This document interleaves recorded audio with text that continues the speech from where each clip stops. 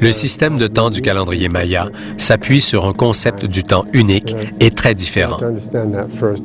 Vous devez d'abord comprendre que pour les Mayas, le temps est un facteur de synchronisation, ce qui est très différent de notre idée du temps.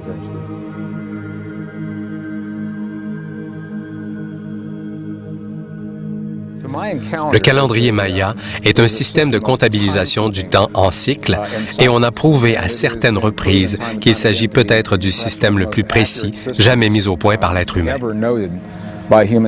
Il est sans faute. Il note toutes les éclipses solaires et les éclipses lunaires et tient même compte des changements dans la rotation et la vitesse de rotation de la Terre.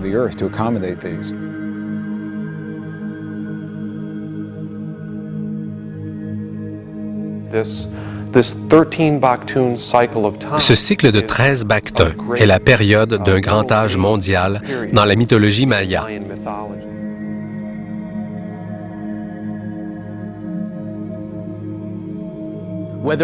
D'abord, que le temps s'arrête ou non en 2012, nous devrions faire comme si c'était le cas afin de pouvoir régler certaines affaires. Deuxièmement, et c'est peut-être ce qui est encore plus important, n'annulons pas nos rendez-vous pour 2013 car même si nous ne savons pas si le temps tel qu'on le connaît s'arrêtera, les planètes continueront de tourner et tourner et tourner.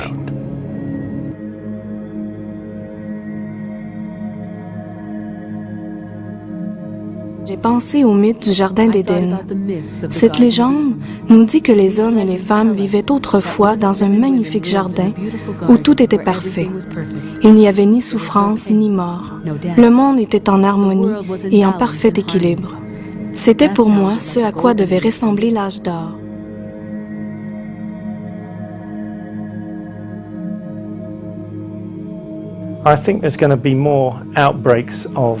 Je pense qu'il y aura plus de gens télépathiques.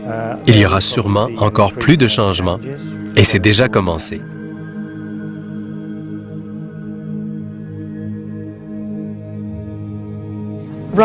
Au lieu d'être quelque chose d'inattendu qui nous tombe dessus d'une façon horrible et terrifiante, nous découvrons maintenant que ce n'est pas vraiment ce que nous avions cru. L'Armageddon n'est plus ce qu'il était.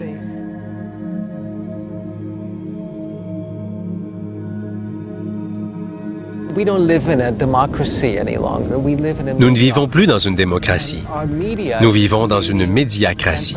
Et nos médias créent et perpétuent une tendance culturelle à laquelle nous souscrivons tous.